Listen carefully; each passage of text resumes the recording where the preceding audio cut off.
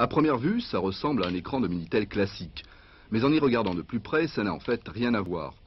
Cet écran extra plat, encore à l'état de prototype, n'utilise pas de tube cathodique comme sur les écrans traditionnels, Minitel ou récepteurs télé. Le texte ou l'image s'inscrit sur un écran plat, à cristaux liquides, grâce à quelques 80 000 mini-transistors répartis à l'intérieur d'un écran de 10 cm sur 13. Moins encombrant qu'un Minitel à tube cathodique, il permet d'effectuer les mêmes types d'opérations. De plus, en utilisant un transistor pour chaque point d'image, on obtient un contraste et un angle de vue excellent. Cet écran est directement compatible avec l'ancien système Minitel. Il suffit presque de remplacer le tube cathodique classique par notre écran à cristaux liquides.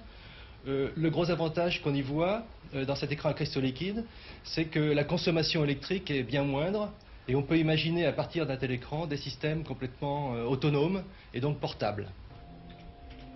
Pour sortir ce prototype, il aura fallu plus de 3 ans de recherche à l'équipe du Centre d'études des télécommunications de Lannion et investir entre 10 et 15 millions de francs dans ce laboratoire conçu tout spécialement pour réaliser la matrice de transistors, c'est-à-dire à l'abri de toute poussière. Actuellement, l'écran fonctionne en noir et blanc, mais d'ici quelques semaines, il affichera la couleur.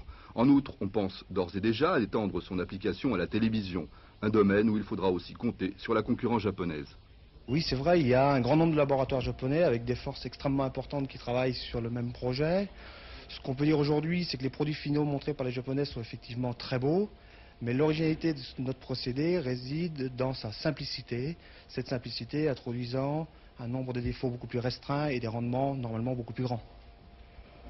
Pour protéger cette invention de portée internationale, le CNET a bien sûr déposé des brevets en France et à l'étranger.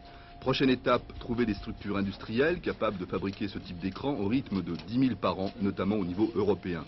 Le prix de revient d'un tel système n'a pourtant pas encore été calculé. Quoi qu'il en soit, sachez qu'il sera désormais possible, dans un avenir proche, de sortir de sa poche un écran de la taille d'un paquet de cigarettes et de jouer par exemple au Maxitel FR3.